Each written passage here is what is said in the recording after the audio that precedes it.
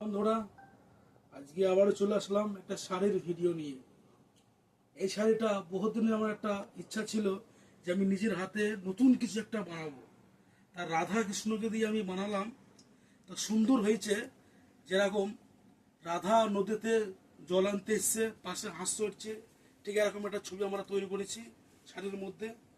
আর এই পাশে আছে রাধা আর কৃষ্ণ, খুব সুন্দর দুজনের জুটি হয়ে আছে।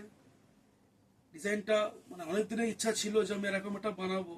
তাই এটা আমার বানাতে আমার প্রায় 12 মাস, প্রায় 1 বছর টাইম লেগেছে। খুব সুন্দর, নিজের অনেক কষ্ট করে আমি বানিয়েছি ডিজাইনটা। পুরোটা নিজের হাতে বানানো, তৈরি করা।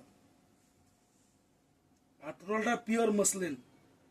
এটা যদি শাড়িটা যদি কারোর পছন্দ হয়ে থাকে তো অবশ্যই কমেন্ট করবেন যে শাড়িটার ডিজাইনটা কত সুন্দর করেছি আমি।